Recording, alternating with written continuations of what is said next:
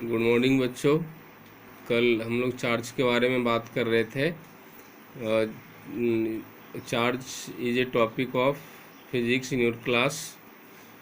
तो हम लोग कूलॉम्स लॉ की बात कर रहे थे, उसमें से वाइट बोर्ड नहीं था या ब्लैक बोर्ड भी नहीं था, तो उसकी वजह से प्रॉब्लम क्रिएट हुआ था, एक्सप्रेशन डिराइव नहीं हुआ था, कूलॉम्स लॉ को समझने में कठिनाई हुई थी। तो उसको आज हम यहाँ पर क्लियर कर रहे हैं क्वेश्चन बना करके। तो हम एक क्वेश्चन के रूप में हम लोग इसे लिख सकते हैं, व्हाट इज कूलॉम्स लॉ।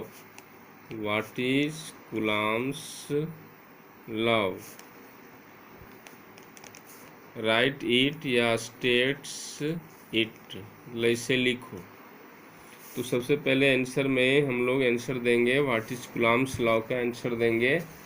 तो बच्चों, we can define Coulomb's law as Coulomb's law is a law which define quantity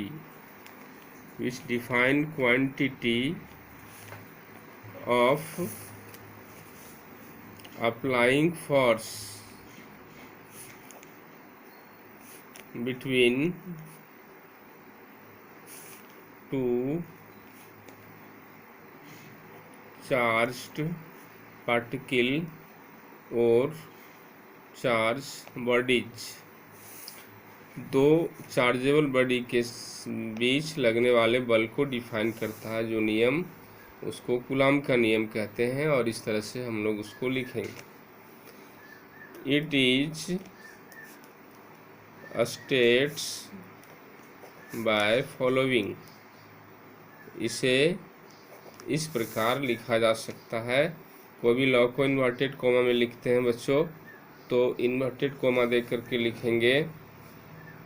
लिखेंगे force applying between to charge bodies is directly proportional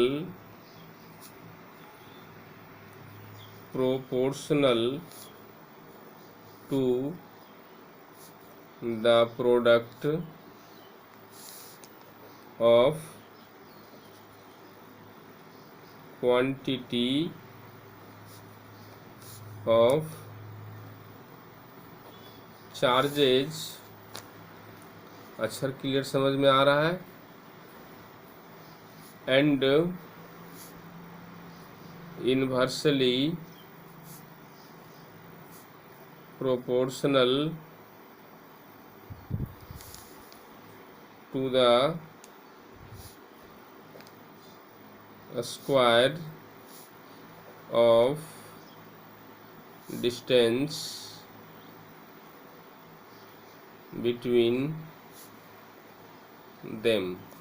बच्चों, कल इस रूल को हम लोग, इस लॉ को स्पष्ट किए थे, बोले थे कि force applying between two charged bodies is directly proportional to the product of quantity of charges and inversely proportional to the square of distance between them. Inverted comma में बंद करेंगे। अब हम लोग इसके लिए एक एक्सप्रेशन डिराइव करेंगे। इसी लॉ को, इसी स्टेटमेंट को अलजेब्रिक फॉर्म में कन्वर्ट करेंगे, और अलजेब्रिक फॉर्म में कन्वर्ट करेंगे तो उसको एक्सप्रेशन कहेंगे। एक्सप्रेशन उसी को कहते हैं।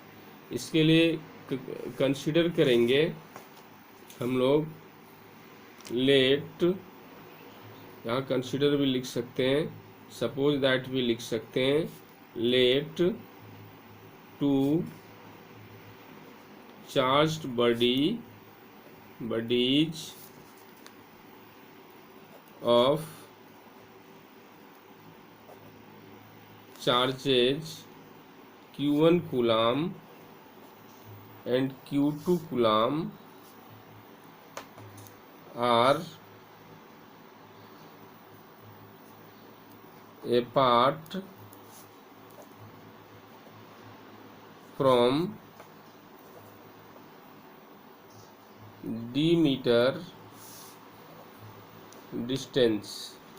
बच्चों इसका मतलब कि दो चार्ज्ड बॉडीज जिसका चार्ज Q1 कूलाम और Q2 कूलाम है वो d मीटर के डिस्टेंस पर, d मीटर की दूरी पर हैं। एक बॉडी यहाँ पर, दूसरा बॉडी यहाँ पर। इसका चार्ज Q1 कूलाम, इसका चार्ज Q2 कूलाम। ये Q1 Q2 कैपिटल लेटर भी दे सकते हैं और ये दोनों d मीटर के डिस्टेंस पर है। व्हेन, आगे लिखेंगे when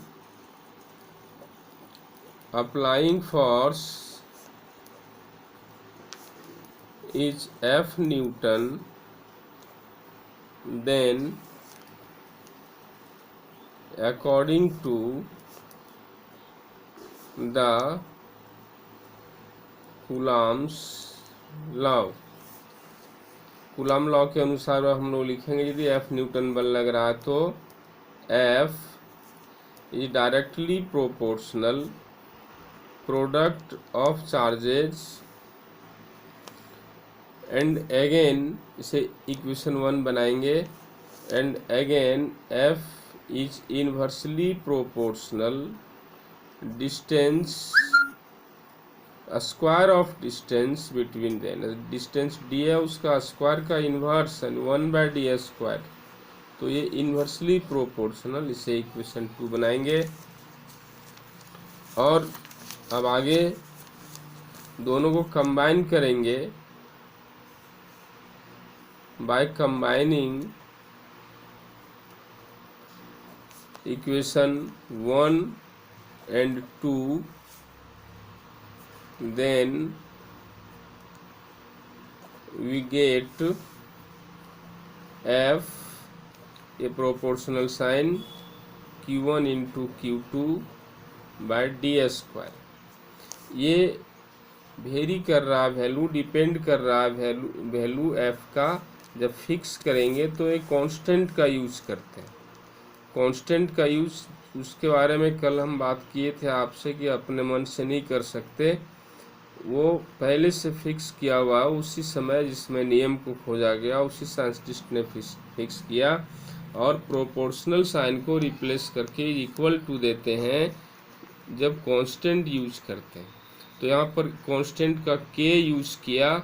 K is the Coulomb's constant, so F is equal to K into Q1 into Q2 by d square. और इस तरह से एक एक्सप्रेशन मिला ये हमें, that is K is Coulomb's constant which value is